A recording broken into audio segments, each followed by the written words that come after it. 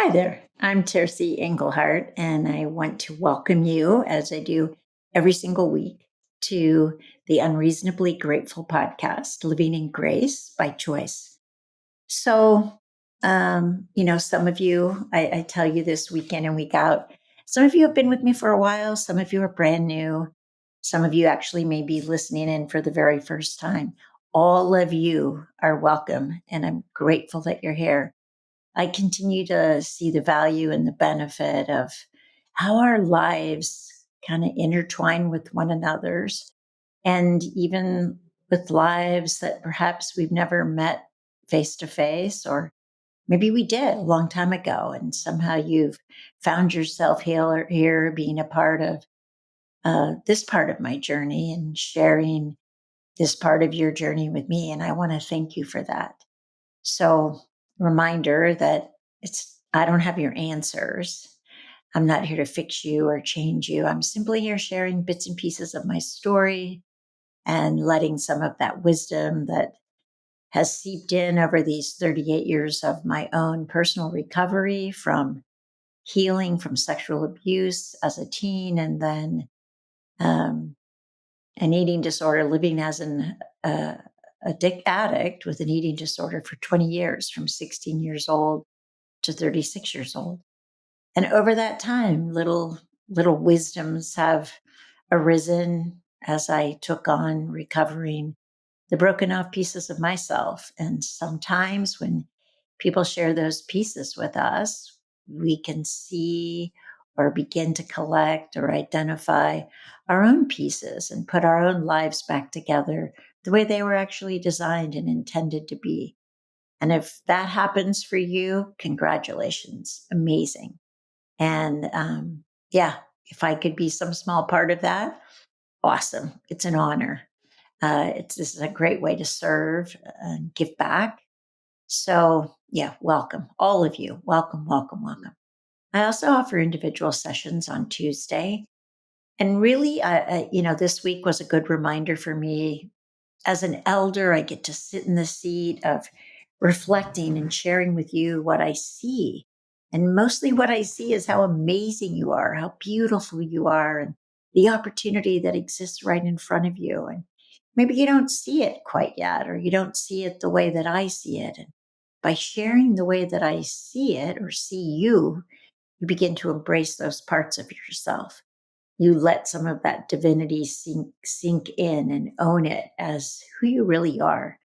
So if that's something you're interested in, you can sign up at tercyengelhart.com. It's on a donation basis. And again, it's an honor to sit in that seat and to share that unconditional agape love with one another. So thank you, thank you, thank you again for taking up that opportunity if you do.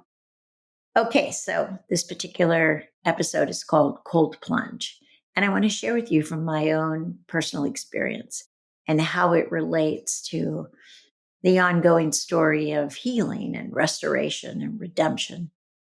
So, my husband and I started swimming this summer in beautiful warm water here in northern Idaho, in the lakes and the creeks and the streams. And as the weather changed, we kept swimming. And I have a history of being a cold water swimmer.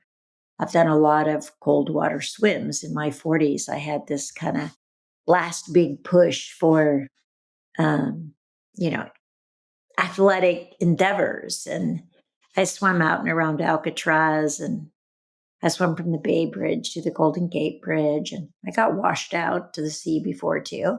And I swam from Capitola to Santa Cruz and spent a lot of time in cold water. My husband, on the other hand, doesn't even usually get in a swimming pool till it's nearly 80. However, as the weather changed, he kept swimming with me and he started to get used to it. And then he actually started to enjoy it. And he gave his word to swim through the month of October. And really, it was his word that kept him swimming more than anything, even though I think he really did enjoy it. And then November came and we just kept going. And the agreement was we would continue to swim as long as we still enjoyed it. And there were days when it was cold and rainy and foggy and the water was getting icy. And still we stuck with it almost every single day.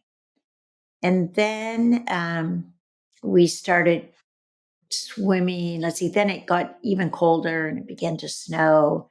And still, I would say we swam in the creek 3 or 4 days a week. And then finally, what we did is we moved into a cold plunge here in a soaking tub in the house. And after that, then we slowly get into a warm bath. And we continue to do that. I'm getting ready to go do the cold plunge as soon as I finish recording. But here's what I've learned.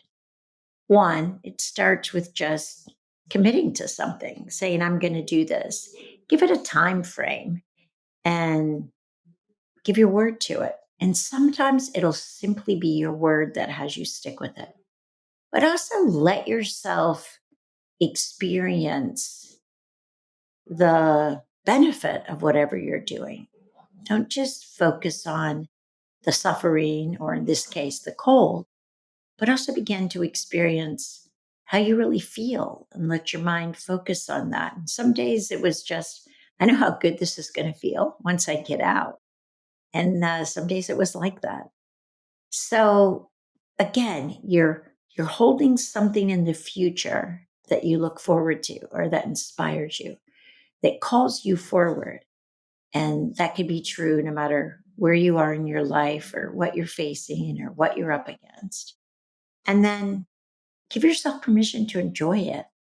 Let yourself really enjoy the opportunity and maybe have somebody to partner with, somebody to share in the experience with, so that when you hesitate, maybe the other person is gung ho about it. And when they hesitate, you're ready to go. It's helpful to share the experience and then begin to extend what's possible. So now I'm up to 8 minutes. I didn't start at 8 minutes, but now I'm up to 8 minutes and I just kept extending it and extending it. I had a goal. And the same thing is true with healing in life. Perhaps your goal is to never lie again. Maybe you've lied as a way to navigate or avoid the pain in your life, or maybe you just don't speak up. Maybe that's your goal, to speak up more often, or maybe you push people away when they start to get too close.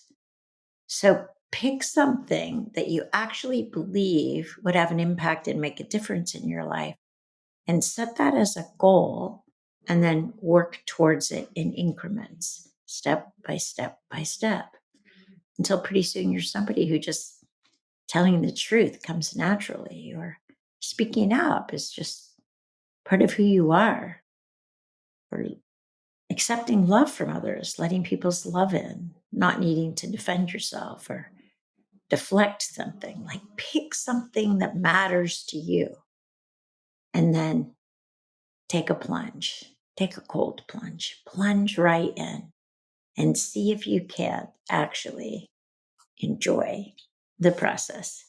Keep going. Let yourself appreciate where you are and how far you've come. And I'll see you next week.